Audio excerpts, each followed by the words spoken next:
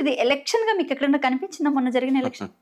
అంటే కొద్ది హెచ్చు తగ్గులతోని గతంలో కూడా దాదాపు 30, 35 ఏళ్ల నుంచి ఈ మాల్ ప్రాక్టీసెస్ అనేటివి బాగా పెరిగిపోయినాయి. హ్మ్.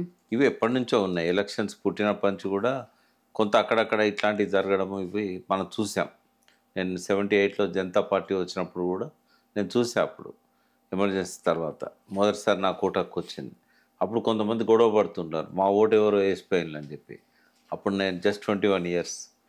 అంటే ఎప్పుడు ఉన్నా కూడా ఒక్కొక్క ఎలక్షన్‌కి ఇది పెరుగుతూ పోతున్నది. ఈ రేవంత్ రెడ్డి మార్క్ ఎలక్షన్ అనేది మనం చెప్పొచ్చు ఇది. ఇదైతే పరాకాష్ట. అంటే ఎంత ప్రీ ప్లాన్డ్‌గా గెలవడానికి ప్లాన్ చేశారంటే, వాస్తవంగా ప్రజల మనోభావాలు చూస్తే బీఆర్ఎస్‌కు, కాంగ్రెస్‌కు మధ్యలో 10-15% వ్యత్యాసం ఉండే. ఇది 4 రోజుల ముందు వరకు. చాలా రకాల సర్వే సంస్థలు బీఆర్ఎస్ చాలా ముందున్నదని చెప్పింది. అవును. ఇంటెలిజెన్స్ వాళ్ళు కూడా దాదాపు 11% బీఆర్ఎస్ ముందుందని ఇచ్చినట్టుగా బయట వార్తలొచ్చాయి. ఇంత తేడా ఉన్న అంటే 11% అంటే దాదాపుగా 2,00,000 ఓట్లు పోలైతే 22,000 ఓట్లు తేడా. ఈజీగా మ్యానిపులేట్ చేయొచ్చనే రేవంత్ రెడ్డి ధైర్యం ఉంది చూసారా? ఇది ప్రజాస్వామ్యానికి ప్రమాదకరం. అంటే ఏదో 1000 ఓట్లు, 500 ఓట్లను మేనేజ్ చేయడానికి అక్కడక్కడ కొంత డబ్బులు ఎక్కువ ఇవ్వడం ఇట్లా అంటే అది వేరు. ఏకంగా 10-15% దాన్ని తలక్రిందులు చేయడానికి ఎక్కడెక్కడి నుంచో వందలాది మంది ముస్లింలను తీసుకొచ్చి ఫంక్షన్ హాల్లలో పెట్టి వాళ్ళకు ఒక ఓటు ఇచ్చి ఇది పోయి మీరు వేయండి, ఆఫీసర్స్ని మేము మేనేజ్ చేస్తాం, ఆ బూత్లో టీఆర్ఎస్ ఏజెంట్లను మేము మేనేజ్ చేస్తాం, అవసరమైతే ఇంకొక ఎంట్రీ దాన్ని క్రియేట్ చేసి ఇది చాలా మెటిక్యులస్గా ప్లాన్ చేశారు. అంటే స్టార్టింగ్ నుంచే వాళ్ళకు ఓటమి భయం పట్టుకుంది. ముస్లిమ్స్ ఓట్లు కూడా వన్ సైడ్ పడట్లేదు మజిలీ చెప్పిన తర్వాత కూడా కాంగ్రెస్కి అని ఎప్పుడైతే అర్థమైందో అజారుద్దీన్ని తీసుకొచ్చి మంత్రి పదవి ఇచ్చారు. ఇంకా లాస్ట్ వెపన్గా ఏం చేశారంటే, లేడీస్ అంటే చీరల కొద్ది అట్రాక్ట్ అవుతారు. ఏదో 300 చీరలు 600 చీరలు ఇవ్వకుండా చాలా వరకు సిల్క్ శారీసు, పట్టు చీరలు 1,500 నుంచి 2,000 వర్తున్న శారీస్ వీళ్ళకు హోల్సేల్లో తక్కువ వచ్చి ఉంటాయి. లారీల కొద్ది తెప్పించి ఉంటారు. అసలు ఒకటి ఇస్తున్నప్పుడు ఇంకోటి ఇయ్యరాదు అని ఎవరైనా అడిగితే చాలా అలవోకగా ఇంకోటి కూడా ఇచ్చిపోయారు. అట్లా పంచారు చీరలు. తర్వాత మిక్సీలు, గ్రైండర్సు, ఎవరికి ఏ రకమైన ఎలక్ట్రిక్ ప్రోడక్ట్స్ అవసరమైతే ఆ నీడ్స్ ప్రోడక్ట్స్ ఉన్నాయో అన్నీ. నీడ్స్ ఇవన్నీ కూడా ఇచ్చారు. అంటే బస్తీలలో ఉన్న వాళ్ళకి కెటిల్స్, ఈ మిక్సీలు, గ్రైండర్స్ ఎందుకు ఉంటాయమ్మా? చాలా తక్కువ మందికి ఉంటాయి అవి. కుక్కర్స్, ప్రెషర్ కుక్కర్స్, విచ్చలవిడిగి ఇవన్నీ కూడా ఇచ్చారు. డబ్బులైతే ఓపెన్గానే పంపిణీ చేశారు. వచ్చే డబ్బులను ఎందుకు ఆపాలని చెప్పి ఇతర పార్టీల వాళ్ళు కూడా ఆపలేదు. ఎందుకంటే ప్రజలు తింటారు తినని అన్నట్టుగా. పోలీసులేమో దగ్గరుండి డబ్బులు పంపిణీ చేయించారు. డ్రోన్స్ పెట్టిండ్రు. డ్రోన్స్ ముందే పోలింగ్ బూతులు ఉన్న దగ్గరలలో ఉన్న సందులల్లో పోయే వాళ్ళకు నేరుగా డబ్బులు ఇస్తున్నా కూడా డ్రోన్స్ను మానిటరింగ్ చేస్తున్న వాళ్ళు కూడా పోలీసులను పంపి దాన్ని కట్టడి చేసే ప్రయత్నం చేయలేదు.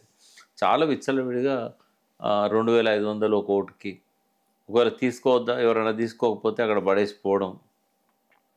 అదేవిధంగా అపార్ట్మెంట్స్లలో వెల్ఫేర్ అసోసియేషన్స్కి పెద్ద మొత్తంలో డబ్బులు ఇవ్వడం. ఇదంతా కలర్ లేదు కదా మీరు కలర్ వేసుకోండి.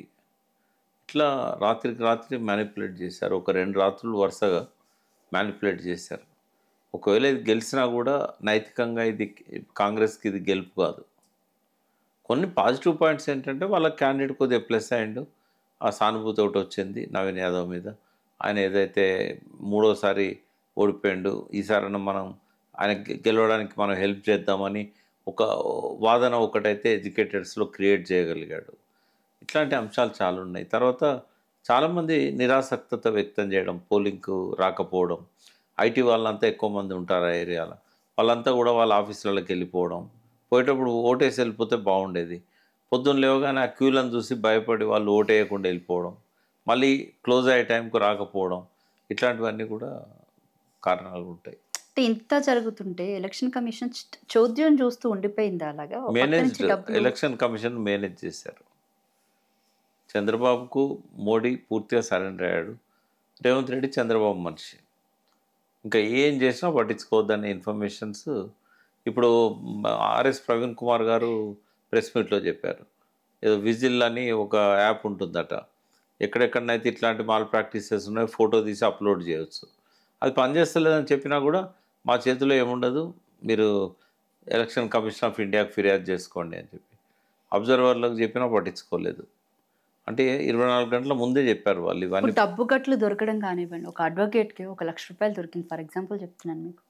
ఆ డబ్బు కట్టలు తీసుకెళ్ళి డైరెక్ట్‌గా పోలీస్ స్టేషన్‌కి వెళ్లి కూర్చుంటే even they did not file FIR.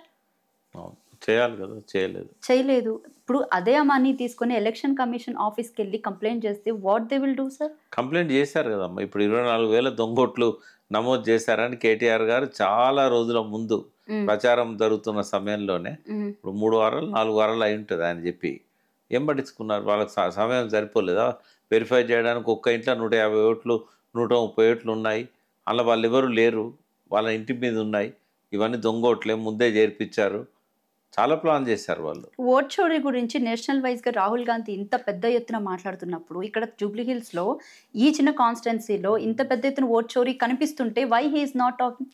అదే ఇప్పుడు అక్కడ వాళ్ళకు ఓటు చోరీ అని చెప్తే వాళ్ళు ఎవరు నమ్మలేదు బీహార్లో. అది ప్రూవ్ కూడా కాలేదు. ఇక్కడ మనం ప్రూవ్ చేయడానికి ట్రై చేసినా కూడా ప్రభుత్వం ఎలక్షన్ కమిషన్ కంట్రోల్ చేయగలిగింది.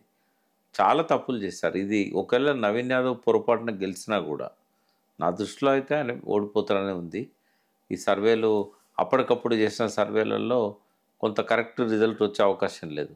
నిన్న ఒక రోజు తర్వాత చేసిన సర్వేలలో కానీ, ముందు రోజు రాత్రి పద్దాకా చేసిన సర్వేలలో కానీ కొంత పాజిటివ్గా కనబడ్డది. దాన్ని బట్టి అయితే బీఆర్ఎస్కి ఎడ్జ్ ఉందని వచ్చింది. నవీన్ గెలిచినా కూడా బీఆర్ఎస్ వాళ్ళ దగ్గర కావాల్సిన సాక్ష్యాలు ఉన్నాయి డిస్క్వాలిఫై చేయించడానికి. అతను ఎట్లా వైలేట్ చేశాడు, ఆ పార్టీ ఎట్లా వైలేట్ చేసింది, సాక్షాత్తు గవర్నర్ కూడా వైలేట్ చేశాడు. ఓటర్లను ఇన్ఫ్లుయెన్స్ చేసే పరిస్థితి ఉన్న అజారుద్దీన్ను డైరెక్ట్ మంత్రి ఎట్లా చేస్తాడమ్మా? ఓ పక్కన ఎలక్షన్ నడుస్తూ ఉంటే. ఆయన అదే కాన్స్టిట్యున్సీ గతంలో ఎమ్మెల్యే క్యాండిడేటు, మంచి లీడ్ వచ్చి ఆయనకు ఓట్లు కూడా 65,000 దాకా వచ్చినాయి. ఆయన మినిస్టర్ చేస్తాననగానే గుడ్డిగా ఆయనకు ఎట్లా ప్రమాణ స్వీకారం చేయిస్తారు? దాన్ని అవేర్నెస్లో పెట్టాల్సి ఉండే. ఇప్పుడు ఎవరైనా కోర్టుకు పోతే దాని మీద ఈ మ ఎలా ఇన్ఫ్లుయెన్స్ చేసింది అనేది రుజువు అవుతుంది.